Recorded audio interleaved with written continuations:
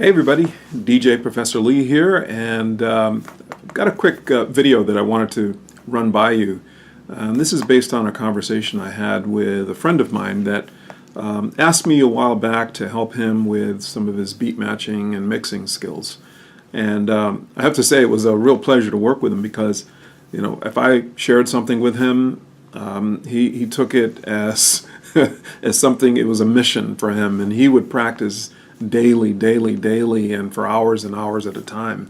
And he made a lot of good progress. But I can remember at one point he asked me, he says, is it possible that you could practice and actually get worse?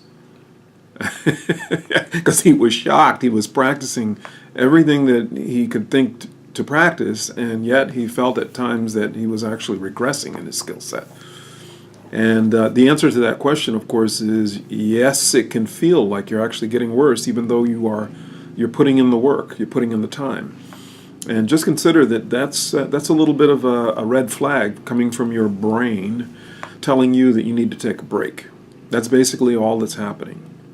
Because when you start loading information into your old gray matter there, at some point your brain just needs time to be able to take that information and determine what to do with it, where to put it so that it's useful for you. Because your brain is smart enough, obviously, to know that if you practice it that much, it must be important to you. And so now it's got to move things around just to kind of figure out, well, what do we attach it to? And you'll hear me use this word in other videos. How do we normalize that information? So the tip that I gave him is like when you start feeling like you're regressing after having practiced that much, take a break.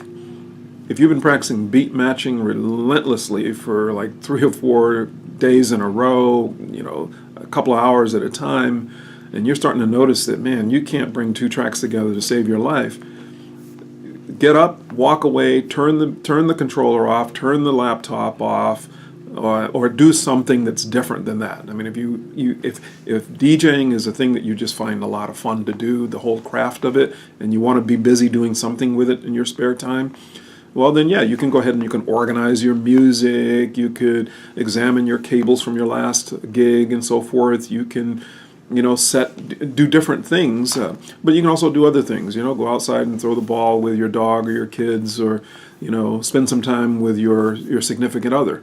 The point is, do something different than what you're doing, and then when you come back to it, I think you're going to find that your brain has allowed the information to settle in. It's no different than uploading a video to YouTube or something like that. If you upload a video to YouTube, at some point, it'll tell you the video has been uploaded, and then the processing begins. Right? The processing basically for YouTube is telling you that we now need to figure out how to get this so that it'll actually work with our system. We've uploaded it. We know that it's there. It's useful. It's good, but it's not going to be usable until we can figure it out in terms of how it relates to us. And that's how our brain basically works. We upload a lot of information in there, and then we have to give the brain time to percolate, to assimilate that information into something that's useful. All right?